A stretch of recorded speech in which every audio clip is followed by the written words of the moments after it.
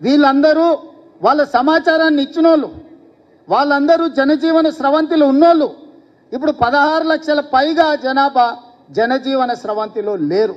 అందులో ముందు వరుసలో చంద్రశేఖరరావు, ఆ తర్వాత తారక రామారావు, ఆ తర్వాత హరీష్ రావు, ఆ తర్వాత పోచంపల్లి, నిన్న మొన్న గ్యాంబ్లింగ్ చేసిన పోచంపల్లి శ్రీనివాస్ రెడ్డి, గ్యాంబ్లర్స్ అందరూ అందులోనే ఉన్నారు. ఈ గ్యాంబ్లర్స్కి ఇష్టం లేదు.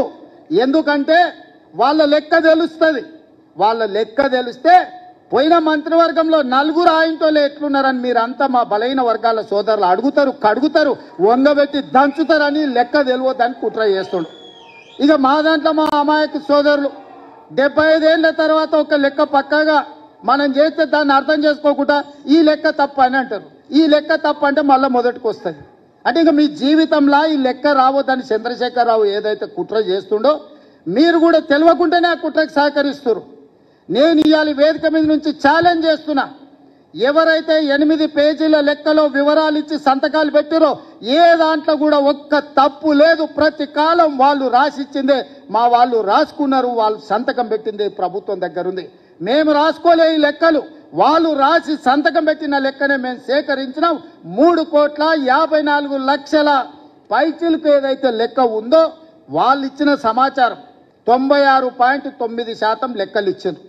3.1% లెక్కలు ఇవ్వలేదు. లెక్కలు ఇవ్వలను కొంతమంది విధిలేకి ఇవ్వకపోవచ్చు, కొంతమంది ఆ సమయానికి లేకి ఇవ్వకపోవచ్చు. కానీ చంద్రశేఖరరావు లాంటి వాళ్ళు తెలిసి బలిసి కావాలని ఈ లెక్కలకు రాలేదు. వస్తే సంచి బియ్యం వండితే వాళ్ళు తినంగా మిగులుతుంది, మొత్తం వాళ్ళ జాతి తిన్నా కూడా మిగతాళ్ళకి మిగులుతుంది, లెక్క తెలుస్తుంది. పోయిన మంత్రివర్గంలో చంద్రశేఖరరావు, దయాకర్ రావు, హరీష్ రావు, తారక రామారావు, వినోద్ రావు, ఆ రావు ఈ రావు ఇన్ని పదవులు ఎట్లా అనుభవించిందని బీసీలు లెక్కలు అడుగుతారని, ఆ లెక్క తేల్తుందని ఈ లెక్కను తేల్చకుండా గందరగోళంలో వేసి గంగల కలపాలని కుట్ర చేస్తుండు. ఇందులో ఏమీ లేదు. చంద్రశేఖరరావు మాయ మర్మమే ఉంది. లెక్క తేలితే వాళ్ళెంతో వాళ్ళకంత, అంటే వాళ్ళకి వార్డు మెంబర్ కంటే పైన ఏ పదవి రాదు. ఆ కుటుంబానికి ఏమి ఇయ్యనికనే ఉండదు. ఇవాళ రేవంత్ రెడ్డి నువ్వు కూడా రెడ్డి ఉండొచ్చు. అప్పుడప్పుడు ఒక ఆయన అంటుంటాడు, ఈయననే ఆఖరి, ఈయననే చివరి, ఈయననే మొదటని. నాకేం పర్వాలేదు, ఆఖరి అయినా పర్వాలేదు. నా నాయకుడు ఇచ్చిన మాటను నిలబెట్టాలని క్రమశిక్షణ కలిగిన కార్యకర్తగా నేను బాధ్యత తీసుకున్నా. ఇది నా నిబద్ధత. నేను ఈ లెక్క నా కోసం చేయలే, నా పదవి కోసం చేయలే. నా నాయకుడు ఇచ్చిన మాట నిలబెడితేనే నేను క్రమశిక్షణ కలిగిన కాంగ్రెస్ కార్యకర్తను అవుతా. నేను క్రమశిక్షణ కలిగిన ముఖ్యమంత్రిగా ఈ రోజు బాధ్యత తీసుకున్నా. ముఖ్యమంత్రిగా ఈరోజు కులగణన చేసిన అంటే ఏ త్యాగానికైనా సిద్ధమయ్యే ఈరోజు ఈ లెక్కలు పక్కాగా తేల్చిన, ఈ లెక్కలలో తప్పు తేల్చాలంటే 5% లోపల మా వాళ్ళని ఎందుకు చూపిస్తా, 50% పైగా బీసీలను ఎందుకు చూపిస్తానా, మమ్మల్ని కూడా 15-20% లెక్కలు చూపిస్తుంటే దొంగ లెక్కలే రాయ మొదలు పెడితే ఇట్లెందుకు రాస్తాము. సంఘానికి అధ్యక్షుడిగా ఉన్నది ఉత్తమ్ కుమార్ రెడ్డి గారు. వాళ్ళు దేశ్ముఖ్ల కుటుంబం, 1000 ఎకరాల భూములు ఉన్నోళ్ళు. ఈరోజు ఇందులో ఉన్న దామన్న 2వ తరం నాయకుడు. మేమందరం కూడా నాయకుడిచ్చిన మాటకు కట్టుబడి మొదటి సంవత్సరంలోనే ఇది చేసినాం. ఏ రాష్ట్రంలో అయినా ఎవరైనా చేసిందా మీరు ఆలోచన చేయండి సోదరులారా. ఇవాళ మా చిత్తశుద్ధిని కాంగ్రెస్ పార్టీ నిర్ణయాన్ని తప్పుదోవ పట్టించి బలహీన వర్గాలకు శాశ్వతంగా అన్యాయం చేయాలని ఆలోచన చేస్తారు. కొన్ని సంఘాలు వచ్చినాయి, కొంతమంది విజ్ఞప్తి చేసిండ్రు, అన్న దీంట్లో ఇంకా కొంచెం సరిదిద్దండి, దీంట్లో కొంత సమాచారాన్ని మనం నిజంగా చేయాలనుకున్నాం. కాబట్టి 2వ విడత కూడా జనజీవన స్రవంతిలో కలవని వాళ్ళకు కూడా జనజీవన స్రవంతిలో కలవడానికి 2వ విడత కూడా మళ్ళీ అవకాశం ఇచ్చినాము. ఇది మా ప్రభుత్వం యొక్క చిత్తశుద్ధి. ఇవాళ నీ వర్గాల రక్షణ కోసం నువ్వు సమగ్ర కుటుంబ సర్వే ఏది మొన్న చేసిన సర్వేని అడ్డం పెట్టుకున్నావు కదా, మరి నా వర్గాల హక్కుల కోసం, నా వర్గాల రిజర్వేషన్ల కోసం నేను కూడా మాట్లాడతా కదా. అదే చేసిన నేను. ఇవాళ కాంగ్రెస్ పార్టీని కాపాడాలంటే, కాంగ్రెస్ పార్టీని రక్షించాలంటే ప్రజల్లో క్లారిటీ ఉండాలి. మనం సర్వే చేస్తే 90 ఏళ్ల తర్వాత సర్వే చేసినా మీరు చెప్తే సప్పట్లు కొట్టేటోడు లేడు, పాలాభిషేకం చేసినోడు లేడు. నీకు బీసీ వర్గాలు ఎవరు నమ్మలే. పైగా మొన్న మాట్లాడి నన్ను దోషిగా నిలబెట్టిరు, విలన్ చేసిరంటే విలనే అంటారు. ఆ విషయంలో విలనే అంటారు. ఆ విషయంలో మీరు చేసింది పక్కా సమాచారం అయితే, పక్కా సేకరించిన లెక్కలే అయితే ముఖ్యమంత్రి గారు ఆ సర్వేకు మీరు బాధ్యత వహిస్తారా? నాది బాధ్యత, దీని మీద డిబేట్కు నేను రెడీ అంటే ఎక్కడికి రావనో చెప్పు, నేను ఒక్కరిని వస్తా. నీ సర్వే తప్పని నిరూపిస్తా.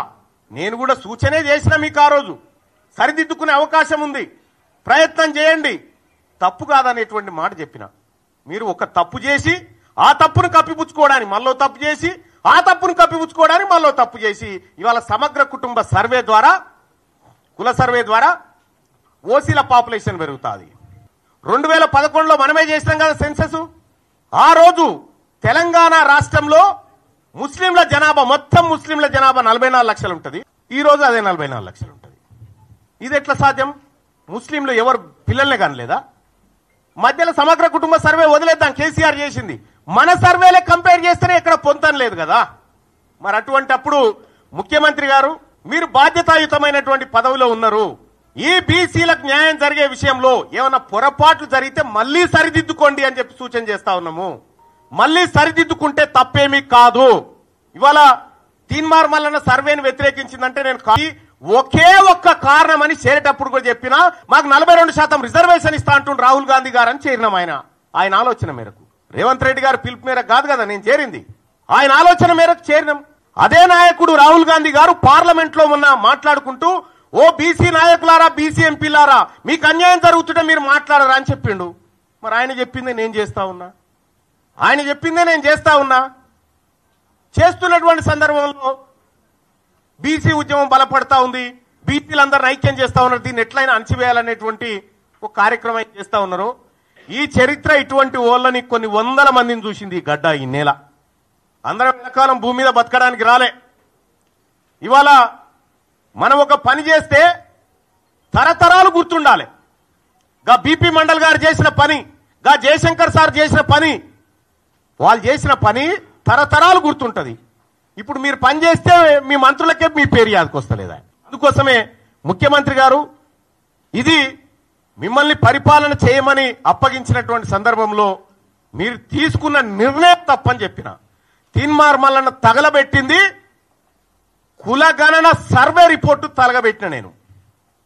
ఇలా తీన్మార్ మల్లన్న ఏం చేసిండో 2018లో 2011లో రాహుల్ గాంధీ గారు కూడా అదే చేశాడు. Manmohan Singh government, UPA 2 government తీసుకొచ్చిన ఆర్డినెన్స్ చింపి చెత్తబుట్టలో బారేసిండు. ఇలా నేను చేసింది గదే. మన నాయకుడు రాహుల్ గాంధీ గారేమో మీరు నోరు విప్పండి మీకు అన్యాయం జరుగుతుంది అంటాడు. ఇక్కడనే మీరు నోరు ఇస్తా ఉన్నారు బీసీలై. ఇలా బీసీ నాయకులు మాట్లాడితే కోమటిరెడ్డి వెంకటరెడ్డి కోన్యాయం, రాజగోపాల్ రెడ్డి కోన్యాయం, వాళ్ళైతే చిన్నగానే తిట్టిరా నిన్ను. నేను మిమ్మల్ని అన్నది కూడా లేదు. మళ్ళా మీరు చేసిన కార్యక్రమాన్ని వ్యతిరేకించిన, ప్రభుత్వ నిర్ణయాన్ని వ్యతిరేకించిన. కుద్దు రాజగోపాల్ రెడ్డి గారు అనే నువ్వు బ్లాక్ మెయిలర్ అని చెప్పి, వెంకటరెడ్డి గారు 50 కోట్లు పెట్టి తెచ్చుకున్నావని తిట్టే. అంటే అంతర్గత ప్రజాస్వామ్యం అనేది కాంగ్రెస్ పార్టీలో అగ్రవర్ణాలకు ఉంటుంది కానీ అణగారిన వర్గాలకు ఉండదా? ఇవాళ మీరు ఏం చేయదలుచుకున్నారు కాంగ్రెస్ పార్టీని? ఈ కాన్స్టిట్యూషన్ ఏం చెప్తా ఉంది? Constitution of all India Congress party constitution ఏం చెప్తా ఉంది? కనీసం ఏమన్నా బుర్రులోడు ఉన్నాడా, చదువుకున్నాడా ఏమన్నా? ఇందులో ప్రభుత్వ నిర్ణయాన్ని వ్యతిరేకిస్తే పార్టీ నిర్ణయాన్ని ధిక్కరించినట్టు అని ఎక్కడ ఉందా చూపెట్టురి. మీ ఇంటెన్షన్ ఏంటంటే బీసీ ఉద్యమాన్ని లేవకుండా చేయాలనేటువంటి మీ ఇంటెన్షన్ ఏదైతే ఉందో మీరు ఆ భ్రమలలోనే ఉండురి. ఇవాళ బీసీలంతా చైతన్యవంతమై మేము ముందుకు పోతా ఉన్నాం. అలాగే సోదరులారా, తెలంగాణ రాష్ట్రంలో కాంగ్రెస్ పార్టీ ప్రభుత్వం ఏర్పడడానికి తీన్మార్ మల్లన్న ఏం చేసిండో మీ ప్రజలందరికీ తెలుసు. కేసీఆర్ గారితోటి అప్పటి ప్రభుత్వంతో ఒక్కడినై పోరాడుతుంటే మీరంతా ఆడున్నారా? కాంగ్రెస్ పార్టీ కార్యకర్తలను పిట్టల లెక్క ఏరుతా ఉంటే ఆ రోజు క్యూ న్యూస్ వేదిక కాంగ్రెస్ పార్టీ కార్యకర్తలకు మరో గాంధీ భవన్ అయింది కదా. మీరు ఆడమన్నారు అప్పుడు, ఏడున్నారు మీరంతా? ఇవాళ తీన్మార్ మల్లన్న రెక్కల కష్టంతో నా ఒక్కందే కాదు, ఇంకా ఇగో ఇక్కడ కూర్చున్న రఘు, ఇంట్లో చాలా మంది జర్నలిస్టు మిత్రులు అలాగే మేధావి వర్గాలన్నీ కష్టపడితే ఇలా కాంగ్రెస్ పార్టీ అధికారంలోకి వచ్చింది. కాంగ్రెస్ పార్టీని ఏ ఒక్కరు అధికారం తేలే, అందులో నా పాత్ర కూడా ఉంది. నేను 45 నియోజకవర్గాల్లో తిరిగి క్యాంపెయిన్ చేస్తే 42 నియోజకవర్గాల్లో కాంగ్రెస్ పార్టీ గెలిచింది. తీన్మార్ మల్లన్న ఏం చేసిన కాంగ్రెస్ పార్టీ కంటే నువ్వు కూర్చున్న కుర్చీ పునాది పడడానికి నేను తీన్మార్ మల్లన్న కూడా కారణం. మరి మీకు జీర్ణించుకోలేక 2028లో బీసీ ముఖ్యమంత్రి అంటే మీకేమైనా ఇబ్బంది అవుతా ఉందా? మీకు ఇబ్బంది అయితే మేమేం చేయలేం. కానీ మా లక్ష్యం ఒకటే, 2028లో ఖచ్చితంగా తెలంగాణ రాష్ట్రానికి బీసీ ముఖ్యమంత్రి అయ్యి తీర్తాడు. ఇది మా బీసీలుగా మేమందరం చేసుకుంటున్నటువంటి శపథం. పాపం అంజన్ కుమార్ యాదవ్ మాట్లాడిండు, హనుమంతరావు గారు మాట్లాడితే పార్టీ లైన్ దాటొద్దు. కోమటిరెడ్డి వెంకటరెడ్డి వీడియో ఇప్పుడు ఎవరు నాకు పంపితే చూసినా ఏమంటాడే, చిత్తబుట్టల వారేసిన వాళ్ళ షోకాజ్ నోటీసు నాకు ఇస్తారా అని చెప్పని అంటా ఉన్నాడు. నేను చెప్తా ఉన్నా, మీ షోకాజ్ నోటీసులకు నేను రిప్లై ఇచ్చేంత, లేకపోతే మీ సస్పెన్షన్లకు భయపడేంత పిరికి రక్తంతో పుట్టలే. నేను బీసీ ఓడిగా గర్జించే బిడగా పుట్టినా. ఇక్కడ మీ పిల్లిగాండ్రింపులకి ఇక్కడ భయపడేటోడు ఎవడు లేడు. ఇలా కాంగ్రెస్ పార్టీని అడ్డం పెట్టుకొని అధికారంలోకి వచ్చినటువంటి మీరు ఆ పార్టీని రక్షించాల్సిన అవసరం ఉండే. ఏం జరుగుతా ఉంది? 2023 డిసెంబర్లో ఎన్నికలు జరిగితే అక్కడి నుంచి మళ్ళీ 6 నెలల తర్వాత వచ్చిన పార్లమెంట్ ఎన్నికల వరకు కాంగ్రెస్ పార్టీ పరిస్థితికి ఏడుకొచ్చింది. 15 నెలల ఏ కాంగ్రెస్ పార్టీ కార్యకర్తలన్నా కనీసం సంతోషంగా ఉన్నాడా? ఇలా నేను చెప్తా ఉన్నా, నా గెలుపు కోసం, రాహుల్ గాంధీ గారి ఆశయం కోసం పనిచేసినటువంటి కాంగ్రెస్ పార్టీ కార్యకర్తలారా, మీ అందరికీ ఎప్పటికీ రుణపడి ఉంటా. ఇవాళ మీరు కార్యకర్తలను విస్మరిస్తురి, పదవులు రాగానే మీరు పంచక తింటిరి. ఇంకా ఎంత దుర్మార్గం అంటే, కార్పొరేషన్ పదవుల లిస్ట్ వేసిరు. ఆ కార్పొరేషన్ పదవుల లిస్టులో మీరు 30-33 వేస్తే అన్న జగ్గారెడ్డి గారి సతీమణికి ఒక కార్పొరేషన్ ఇచ్చిరు. అందులో ఏం రాసిరు ఎక్కేనా? ఆమె పేరు ఏదో గౌడ్ అని రాసిరు, నిర్మలా గౌడ్ అని రాసిరు. ఎట్లిచ్చినట్టు గౌడ్ల కోటాలు ఇచ్చినట. ఇంకొక ఆమె నల్గొండ జిల్లా యాదాద్రి శోభారాణి గారు ఏమో, ఆమె రెడ్డి సామాజిక వర్గం, ఆమెకెట్టించి కురుమ సామాజిక వర్గంలో ఇచ్చిరట. అంటే మీరు పదవులు పంచుకొని 10 ఏళ్ల పాటు అధికారానికి దూరంగా ఉండి అహర్నిశలు కొట్లాడిన కాంగ్రెస్ పార్టీ కార్యకర్తలు కనీసం గుర్తించకుండా మీరు పప్పు బెల్లాల లెక్క పంచుకొని పోతా ఉంటే ఆ పార్టీ కోసం కష్టపడ్డటువంటి కాంగ్రెస్ పార్టీ కార్యకర్తలు ఎటుపోవాలా? ఏం కావాలా? అందుకోసమే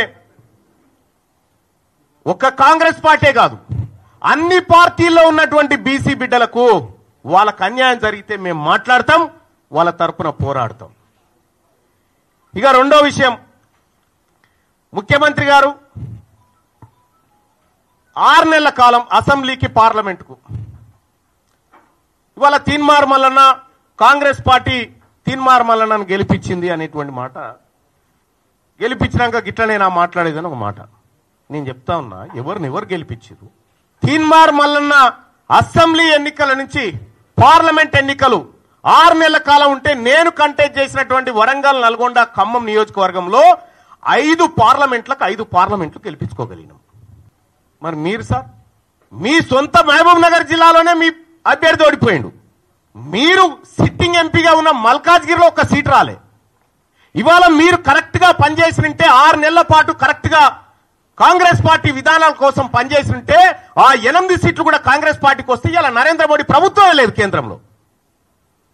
పరోక్షంగా మీరు సహకరించుకుంటా ఇవాళ కాంగ్రెస్ పార్టీని ఖతం చేసేటువంటి ఉద్దేశంతో మీరు ముందుకు పోతా ఉన్నారు. మీరు పొండి, మీ విధానాలు కూడా అర్థమవుతా ఉన్నాయి. నిన్నగాక మొన్న కాంగ్రెస్ పార్టీ ఎమ్మెల్సీ అభ్యర్థి నరేందర్ రెడ్డి గారు ఆయన ఎన్నికల ప్రచారానికి పోయి ఈయన గెలిచినా గెలవకపోయినా ఒకటే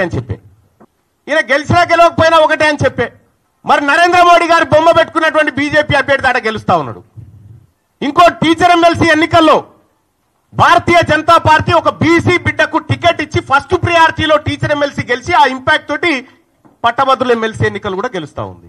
మీరు జిల్లాలు మొత్తం ఈ మెదకు, ఆదిలాబాద్, నిజామాబాద్, కరీంనగర్ పిట్టె తిరిగి నడుదిరిగి ఎమ్మెల్సీ ఎన్నికలు. ఏంది ఫలితం? ఇవాళ ఎందుకు తారుమారైతా ఉంది? ఇవాళ ఏడాది లోపలనే కాంగ్రెస్ పార్టీ పైన, ప్రభుత్వం పైన ఇంత వ్యతిరేకత ఎందుకు వస్తా ఉంది?